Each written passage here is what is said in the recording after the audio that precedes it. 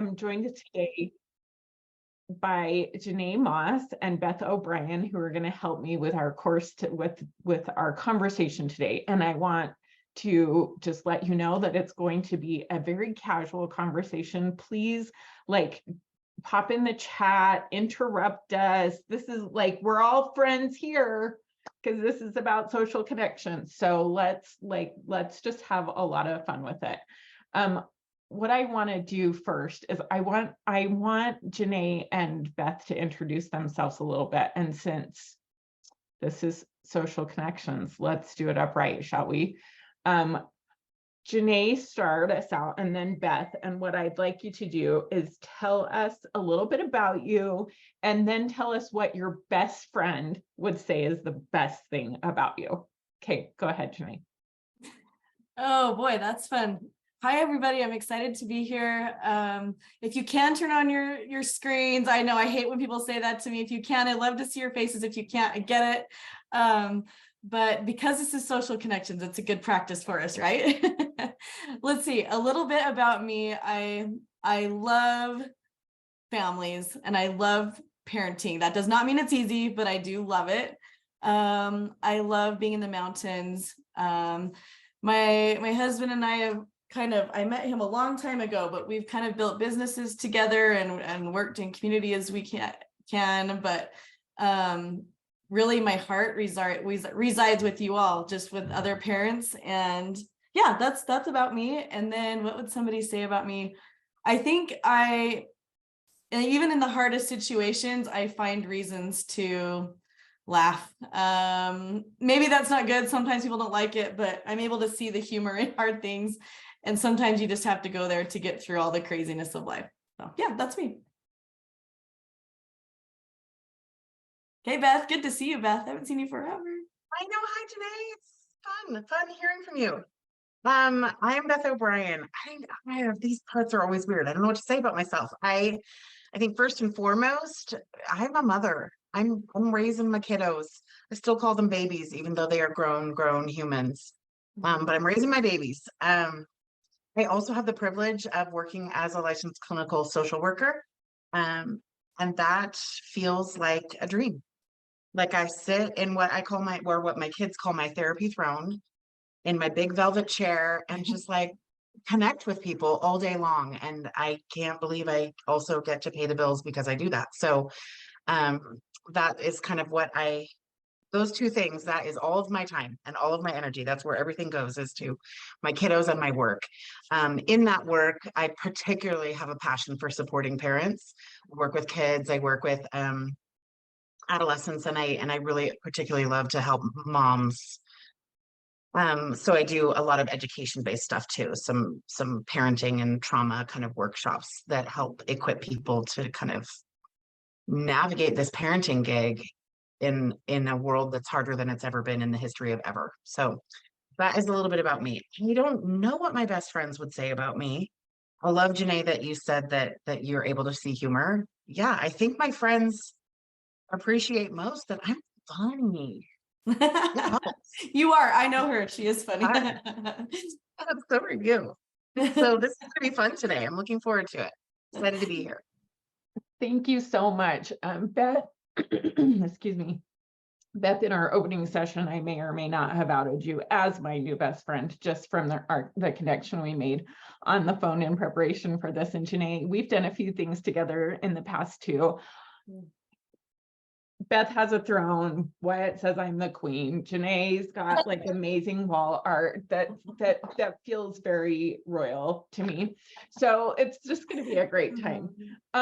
We're going to go through some questions with Janae and Beth, but really, seriously, just interrupt us at any time.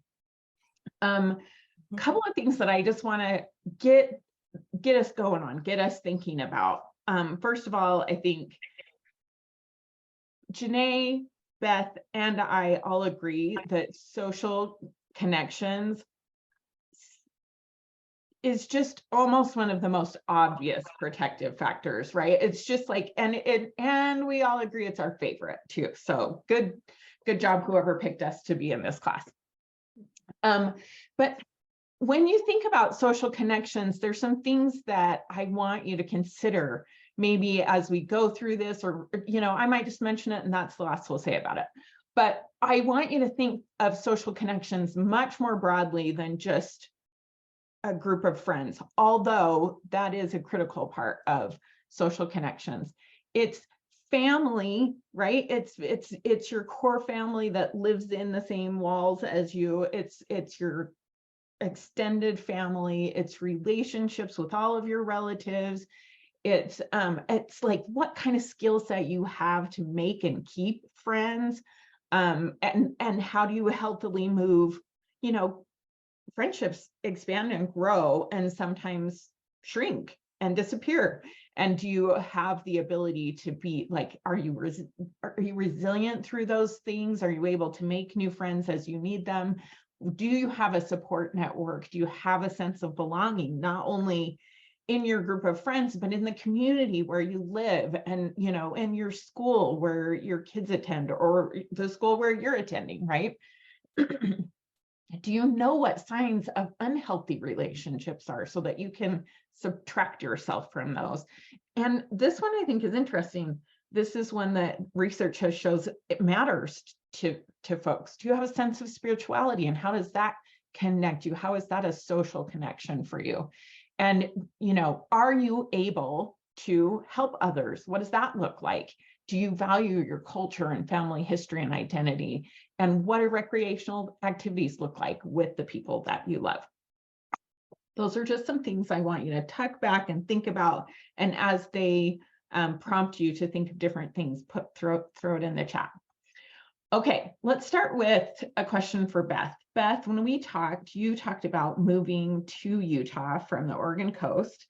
How did that move impact your social connections? And what were some things, how did moving surprise you about what what kind of social connections needed to adapt and change, or what worked and didn't work? Yeah, well, first, a little bit of context. In Oregon, I was able to build some really phenomenal connections with people who were in a similar stage in life, like mothers. We kind of came together when we each had one little 1-year-old, and formed this moms group, this kind of play group / support group. Like just connecting with other women, like, how do you potty train? Like what? And what blogs are you reading? I guess it wasn't blogs back then, but whatever, it's not even blogs now, like that's how outdated I am. But just helping each other connect to the good resources. So I came from this like huge web of just like thoroughly supportive social connection, and assumed that I would be able to take what I had learned from those experiences in connecting with other people in Oregon here. And it didn't play out like that. And there could be a lot of factors. I don't really know. I think about it a lot. I'm not entirely sure, but instead it ended up being a pretty isolating move for me. Thank goodness I, at the time, shortly after moving here, was able to get a job with United Way. It's how I first came into contact with Janae, the privilege that was, and had the opportunity to be exposed to protective factors, and learned not just the obvious, like social connections are helpful for people, but really coming to understand that social connections are a protective factor for my children who have been through a lot, changed how I thought about those things. So my initial outreach in ways that I had connected before was not very well received. And that was painful and confusing and rejecting, because like, who wouldn't want to hang out with me? I mean, come on. No, like it was super hard. Like, but it was foreign for people to receive kind of that direct, like, let's hang out kind of a thing. In the community that I'm a part of now, that was not comfortable or familiar. And so it was not received.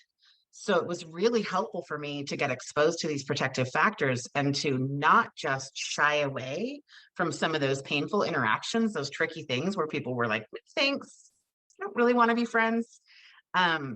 And put myself out there in new and different ways, because I understood that it would matter for my kids for me to be socially connected, and for them, therefore, vicariously to be socially connected. So I don't know if you were wanting me to kind of speak to some of the things that I did. Maybe I'm jumping ahead. Maybe I've Yeah, lost track of what you asked me. I don't know where we are. No, that was awesome, Beth. That's really what I wanted you to kind of talk about. Is just, I think we do have sometimes when we're separated. I like what it says about social connections, that you were separated from your social connections, like literally, right? And you probably had an impression about yourself that you were really good at making friends, and that it was gonna, like, all of those things will just transfer with you, right? Just because you're in a different place. And we're in a world where social media really does allow us to stay connected to a lot of people in a way that a move didn't allow us to when I was a girl, right? Like, things have changed so that in some ways we can preserve connections differently. And I think sometimes we assume we're just going to have the skill set to be able to do all of that over again. It doesn't really matter where we are. It's all transferable. So we'll come back to that in a minute, Beth. Janae, will you talk a little bit about your experience with just learning about the protective factors and kind of your work in that space? Yeah, as all trails lead back to Barbara Levitt, and I think a lot of us have that experience with Barbara. She's an amazing person that moved in actually next door to me. And I tease her all the time that it's your fault, Barbara, that I'm so passionate about this now, but I'm so grateful for the journey that I've been on to learn about protective factors. When you first hear the protective factors, they can seem so simple, kind of like Beth was saying, and like you had said earlier, but really when you start thinking about them in lots of contexts and from the perspective of our kids, and you realize how deep and important these messages are if we can learn to integrate them into our lives. I was lucky enough to learn about them here in Utah, but then also on a national level, I was asked to lead on it was then called the National, or the Alliance National, I can't think of what it's called. The Alliance for National Child, oh my gosh, somebody save me. I can't think of what it's called right now. It's like this huge long acronym that they changed that I can't think of what it is right now. But I was able to represent on the parents group and see how they were using protective factors in the different states. Children's Trust and Prevention Funds. Thank you. National Alliance. Thank you. I know, did somebody write it down? Whew, that was scary. But so anyway, I learned about it, and it was cool to see how different people are using it in their own states and then learning from one another. But my favorite work is when I took that kind of deep knowledge about protective factors, came back to Utah, and I started gathering parents all around in different groups across the state and help them talk about what was important to them and how they can use the protective factors in their lives. So that's just kind of a quick background about why I care about the protective factors. And Janae, you specifically told me that social connections is your favorite. It is. I know we're not supposed to choose favorites. No. This is what I think about it like this. When we have little kids, we're so good at saying, Bobby, Joe, whatever their name is, let's make you some friends in school in elementary. Let's call the moms. Let's set up a play date. We want to make sure you feel comfortable at school and have friends. And then there's something that happens when we get older that we think that doesn't apply to us anymore. It's just as important for us as older kids to remember to put ourselves out there to make these social connections. And it's hard. It's hard when we look at our little kids and try to help them learn to say, hi, my name is, but it can be hard no matter what age you are. And so I think it's important to remember that and to push ourselves that way. Thank you. I appreciate that. Okay, Beth, do you want to talk to us specifically about when you landed in Utah and you realized you didn't, your friends weren't, those skills weren't necessarily transferable? What did you do differently? Well, what I wanted to do was nothing. But because I knew about protective factors, I had to get a little bit courageous. One thing that I did was, it wasn't Facebook at large, but there was a specific community that I had the opportunity to be a part of. And I posted in that community that I was looking to connect with people. Maybe they would want book club, maybe they would want discussion, maybe they would want game night, whatever they wanted. I offered up my home and my embarrassing plea for friends, something I ever would have done if I was not, if I didn't have this context, this understanding of how significant that would be for my family, and that it had the potential to strengthen us.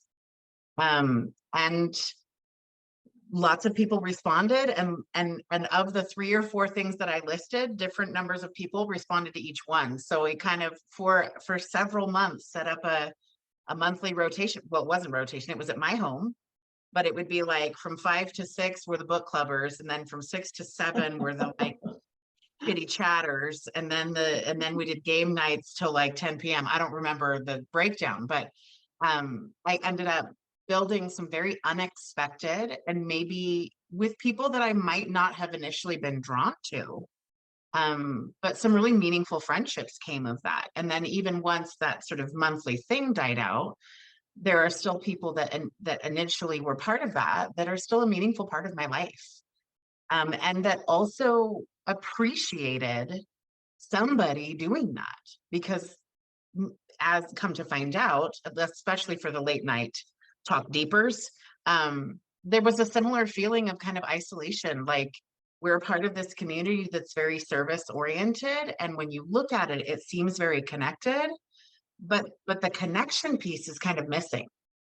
People are super self-reliant, and maybe in a different way than other communities, very, very connected to their families of origin still. And so maybe that need on the surface for social connection looks different.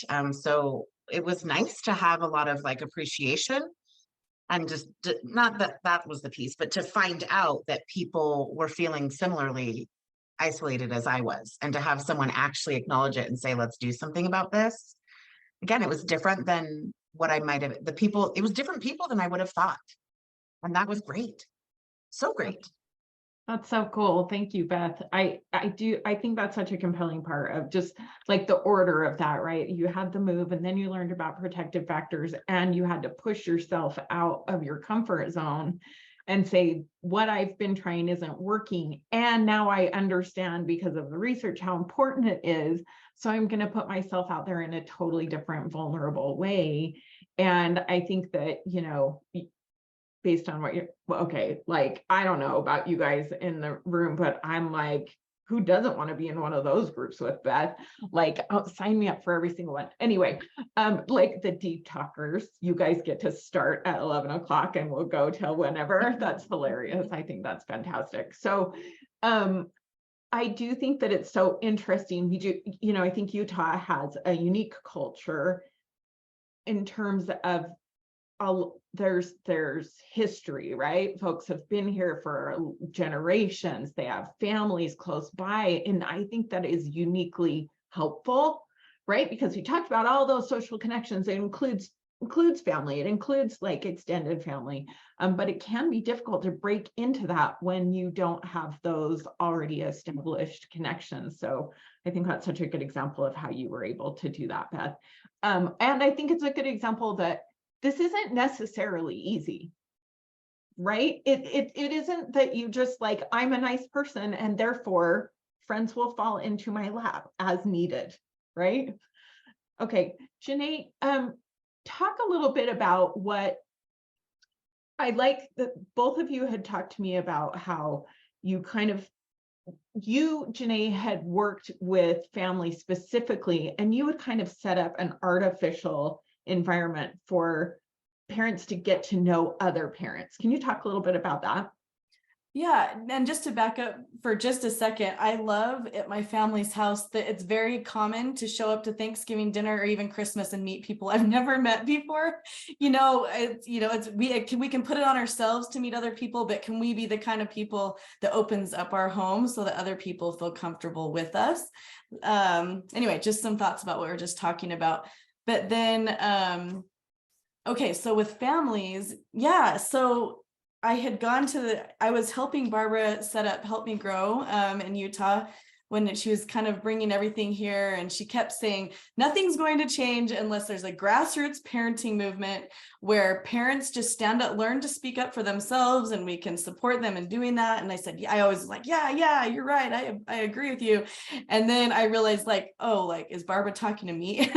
It took me years, probably like 3 or something years of going to national conferences to be like, oh, I think like and one of my other friends said, Janae, if you don't do this, who is? And it kind of hit me across the head, like, she's right. So what does it look like for somebody to set up kind of these incubator parent meeting sessions? And that's what we started doing. I made a lot of mistakes along the way, but Barbara let me make them and just try different ideas. But eventually we teamed up with the health department in Utah County, and we were able to come, and the parents that came got pizza and books, and they met friends, and we circled them up, and we taught them about the protective factors and taught them about community cafes and things like that. But you can tell that a lot of parents felt uncomfortable and some were really excited. But I remember one day in particular, we talked about, what is something you would love to see, or what do you need help with? And the biggest thing at that time was, we just want free and fun things to do with our kids during the summer. And it was this simple thing. And I was seeing community leaders try to throw tons of money to solving things that none of the parents were even asking for. So that was really magical, I think. But in that group, there were a few times that really stood out to me. One was there was a girl, and I'll call her Ashley. I don't even remember her name, honestly. But she was actually, when she came, she was not excited about it, right? She was just kind of coming, but she found that her daughter was having so much fun playing with a bunch of the other kids. So she kept coming back. And eventually she found out she had to have her arm amputated. And she was young. She was like 18 or something. And with this young child.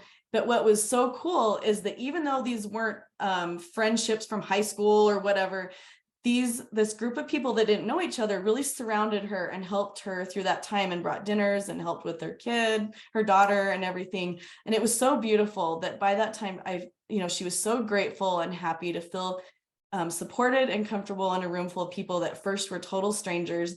It was so beautiful. And then one other time I have this friend, her name's Jeananne, but she literally went to the park fleeing from California from a bad situation she was in with her husband, got to the park, and one of the other parents that was coming to our groups was there. And she said, hey, there's these groups of parents. I think I can tie you in, and I'll introduce you to people, and I bet they can help you. And she came to that group. I think it was the same day, literally drove from the park over with her window smashed out in her van and everything, and got there. And we, were able to link her to, Help Me Grow and 2-in-1, all these resources and friendships. And now I don't think she's on this call, but she actually works somehow with the state linking parents to resources now. And it's so cool. She literally only had just enough money to print off her resume. I think that's all she had left. But that's the power of social connections. Even when you don't want to show up, what can happen? I think that's really cool, because I think what you're saying, this is a sort of a common theme that I've heard in other breakouts for today too, is that social connections, like it's a social connection you have that will connect you to a concrete support resource, or to mental health resource, or to, like, it's your friends. I don't know about you guys, but when I needed a therapist, it's going to be my best girlfriends that I'm asking, who are just like me, who've had, who have experience and have gone through something like that. That's who I'm going to look to ask. In fact, I'd probably ask, there's probably several of you in this classroom today that I would reach out to my social connection to get that concrete resource from. So I think that's great, Janae. And what I love too about this and about your example, Beth, is that we really, like, they may start out almost always uncomfortably, but whether or not it's sort of an artificial mechanism, right? I'm gonna set up this thing, and I'm gonna ask people to come together, and from that hope for the best, right? But real concrete support can grow out of these sort of even artificial or awkward settings, right? When we just are willing to give it a try. Something you mentioned, Janae, is how you felt about reconnecting or connecting after the sort of as the pandemic was winding down. Do you want to talk about that for a minute?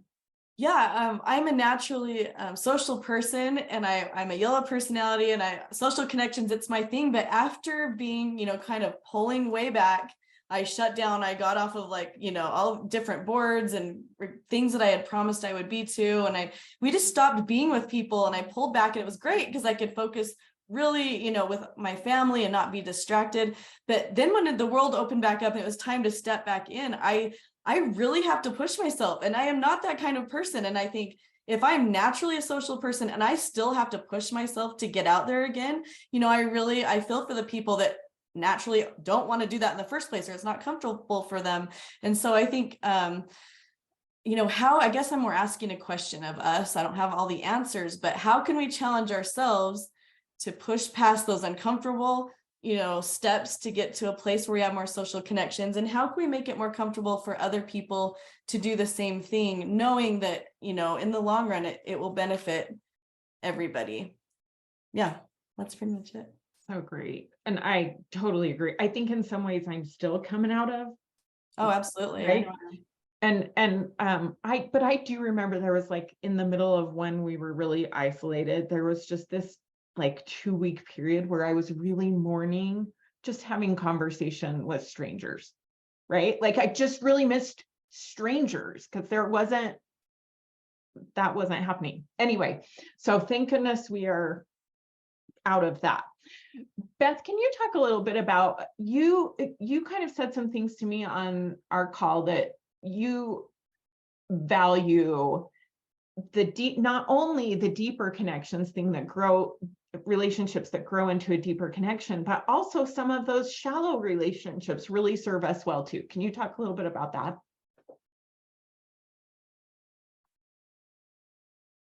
Yeah, just that, again, for me, it all comes down to understanding this as a factor.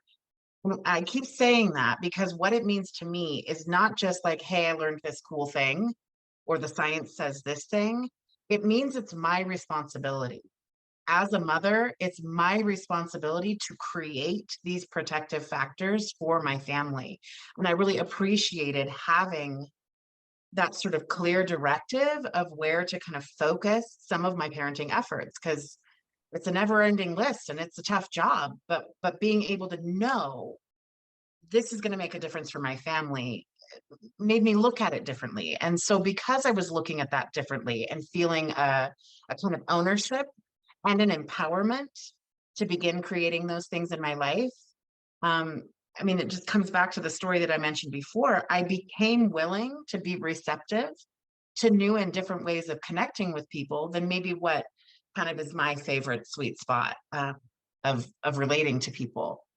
And so I was able to kind of receive types of connections that before might have felt only uncomfortable to me, and maybe even still do. It's like, Janae, you were saying there was this shift for you post-pandemic that it's wait, but I know myself to be a super gregarious, outgoing, be with the people kind of person, and yet here I'm not, right? So it was really my understanding of the factor that helped me expand my way of being with people. And instead of just being no, if we're not going deep, I'm not in, just being willing to, and it's not just about deep and shallow, but just being willing to be receptive to whatever social connections became available to me, instead of just dismissing them as not my flavor.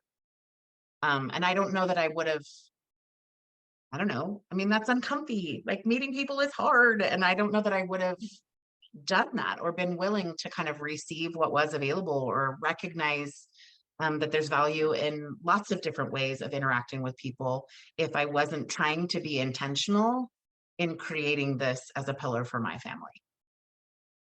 I so agree with you. And I find myself sometimes, I love that.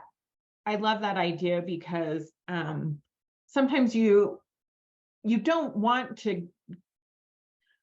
I'm here, I've heard of a couple of examples of and I hear what I care about, right? So I'm ooh, common interest, book club. I want to be in the book club. Ooh, common interest. I want to do that. but you're not exactly the same as everybody, right? Or any one person. And so if you're looking for ways to eliminate social connections, you'll be able to find them, but stretching yourself a little bit into, I can look at social connections a little bit differently as a need for me, whether or not it meets some former definition I had in my head about who I am and what I need. So I thought that was really cool.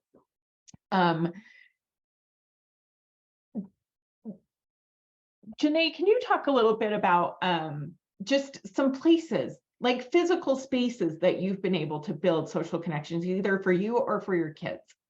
That's a good question. One thought that I had that I do want to share, and I think can lead into that, is that sometimes our biases, and you kind of touched on this, is like we're thinking we need to be exactly like somebody to connect with them. But really, I would say Barbara's my best friend. She's older than me. I don't even know how old she is, but it doesn't matter. But, you grow up thinking, oh, I play with the kids that are in my grade, or I marry somebody that's only a few years older than me, or whatever. You come into these preconceived notions about what a friend looks like.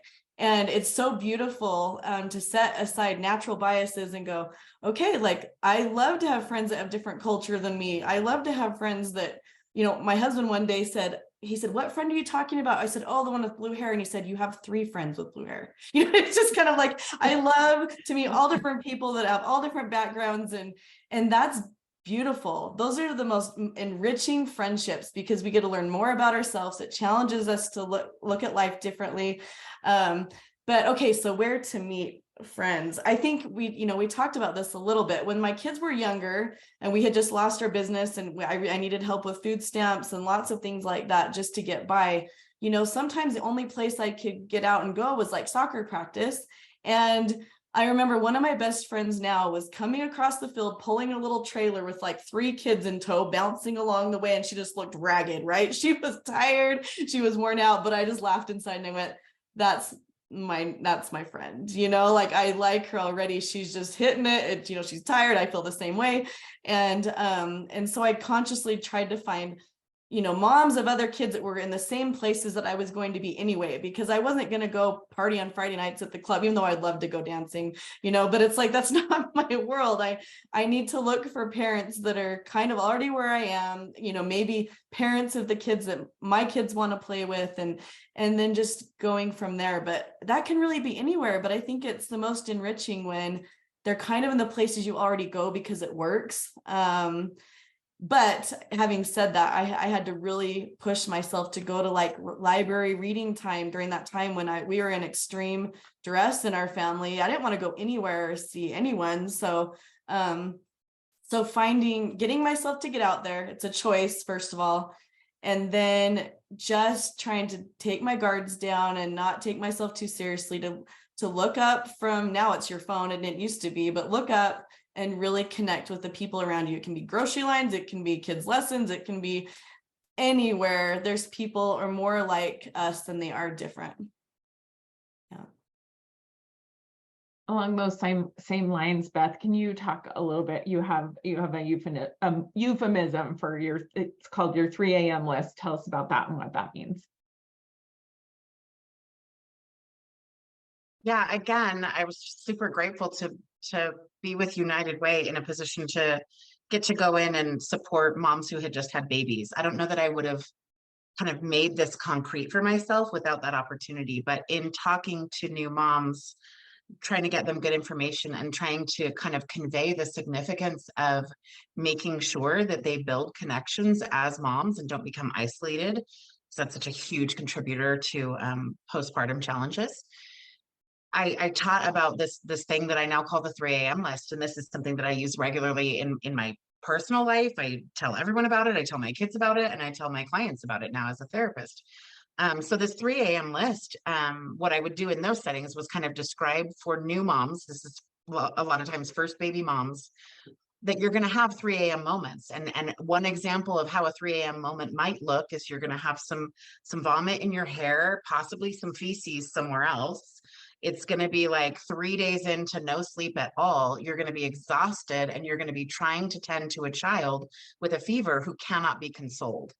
And that is not the moment to wonder if you have any friends in the world. It's just not. It's not going to go well if that's the moment you're recognizing your aloneness and feeling like there is no one there to help you. So preemptively, what I would really encourage people to do is develop a 3 a.m. list of at least 5 people that they could reach out to in those moments. And if you're not a new mom and never were a new mom, so your 3 a.m. moments are going to be different, but we all have them. We all have that moment where we are totally alone in the world and totally beyond our capacities. And what we need most is just to connect with someone. So being proactive about that and teaching people that, and encouraging, especially people in this new parent role, to really be intentional about creating that and communicating with people. Like, would you be a 3 a.m. friend to me? If I was ever in a scenario where I was at my wit's end with my kiddos, could I call you? Would that be okay? And would you be willing to put me on your 3 a.m. list too? Because I want you to know you can reach out to me. So having those conversations proactively meant that the emotional work, when I have no emotion left to give at 3 a.m., it's already been handled. I already know who I can call, and I've already decided I'm allowed to reach out for help. Like, I don't have to go through the mental gymnastics of trying to decide if I get to reach for help in those really, really difficult moments. Having that list means it's already a yes, that when I need it, I get to call people, and these are the people who've agreed, and it's just already handled. So that has been really, really important in my own life. And it's something that I love to be able to share with others about social connections.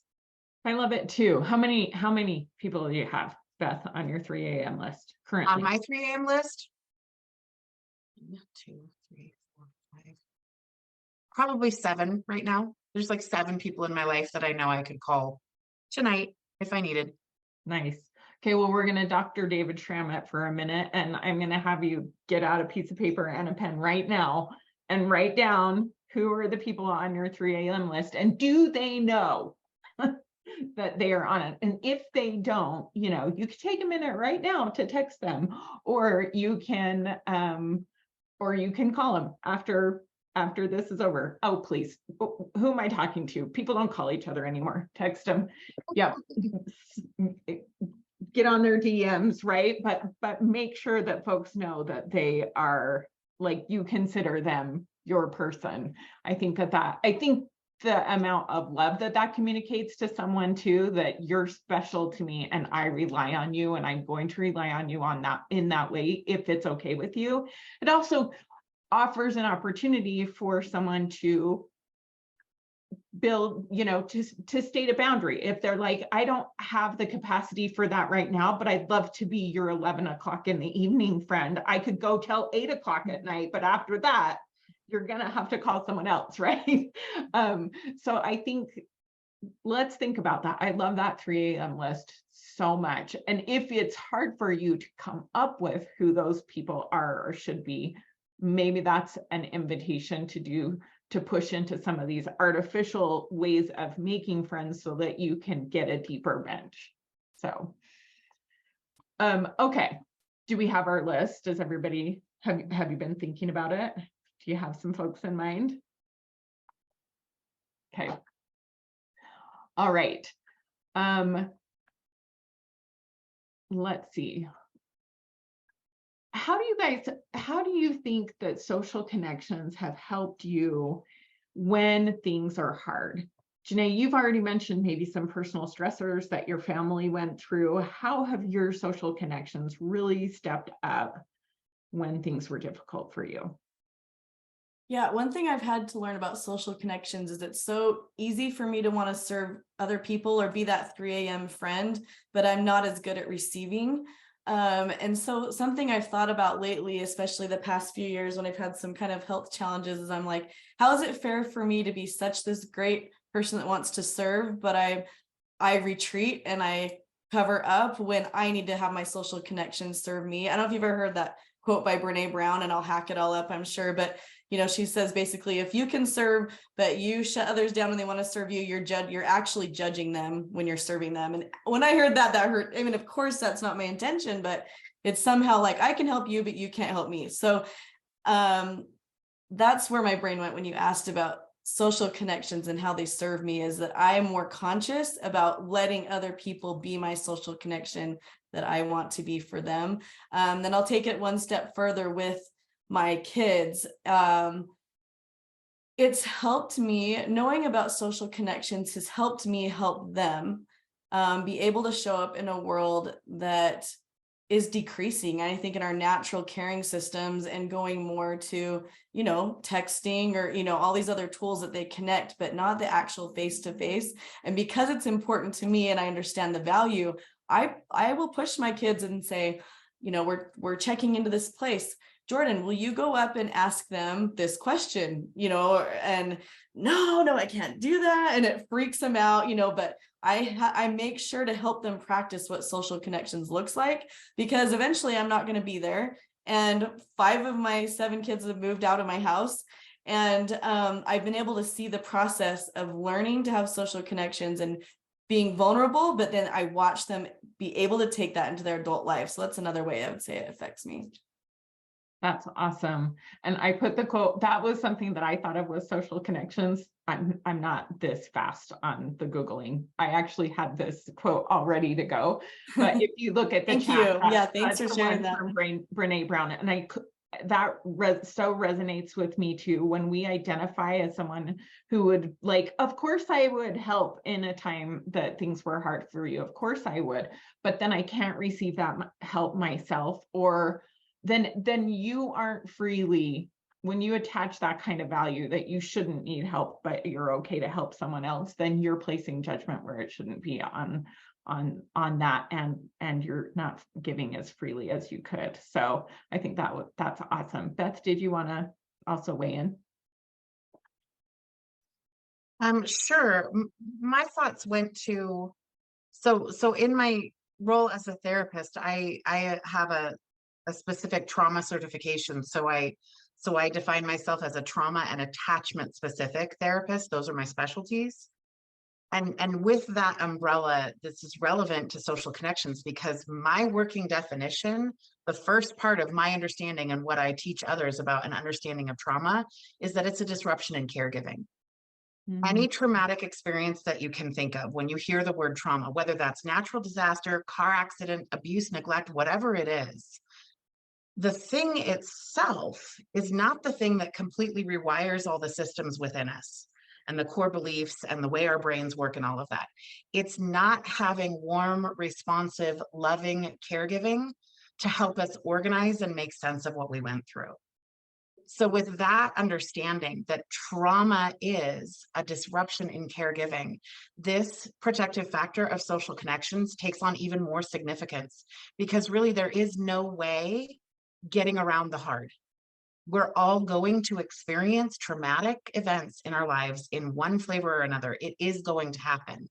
And when we can be cared for in those moments, and in the absence of someone showing up and actively reaching out to care for us, when we can seek out healthy, appropriate, supportive caregiving in our times of need, the way that trauma registers in the brain and the body will be entirely different. And the way we will be able to move forward toward healing will be entirely different. So this personally has been really meaningful for me as I have navigated my own traumas. But being in a position to kind of devote my life to helping people heal from trauma, this is crucial. Understanding the significance of social connection and caregiving is crucial. Well, and we learned in another session that connection is critical to learning. So if connection is critical to learning, connection is critical to overcoming trauma. Lack of connection is sometimes the reason for trauma. There's just so much. No wonder it's our favorite, right, Janae and Beth? It makes so much sense that without social connections, we are and have, I think each of us could identify times that we've felt alone, and how difficult that is versus times when we have felt held, supported, lifted by social connections. Or doesn't it feel like sometimes you know just the right person. Sometimes too, I think, oh my gosh, in this circumstance, this is my list. This is my 3 a.m. list for this circumstance. And then in this specific circumstance, I have a whole separate 3 a.m. list because I know that this person can do this for me, but this one is so good at this. And so I think that these connections are so critically important for us. Thank you for bringing it home for us, Beth, because I think that was perfect. Last words, Janae? Just one last word. Are we doing Q&A or no? We have 2 minutes. Anyone want to ask any questions? Or I have a last word if nobody has something to say. Interrupt me if you have something to say, because I would way rather hear from you. But really quick, I got my master's in sport and performance psychology. And one of the things I'm passionate about there is self-talk. Because what we're saying to ourselves over and over and over and over in our heads gets us to spin. What are we saying? Write it down. And that will have an effect on us of whether we feel even comfortable to go out and start making social connections. That's it. That's so great, right? We visualize, then we do. Perfect. Beth? You're still muted. Sorry, I'm a little caught off guard because I sort of thought we were done. It's been a delight spending time with you. I guess if I'm leaving anything with anyone, it's like, get out there and make it happen. Like Janae, you kind of talked about, it used to be easier. I remember my first friend in first grade walked up to me on the playground and said, "Do you want to play with me?" And I was like, "I just have to tie my shoe first." And then we were friends. That was it. It's not as easy as it used to be, but it's maybe even more significant as it was then. So you got to be the one asking people, "Do you want to be my friend?" Figuring out what that looks like for you now is your work if you want this factor. And my vote is you do want this factor. Amen to that. Thank you so much, Janae and Beth, and all of you who attended today.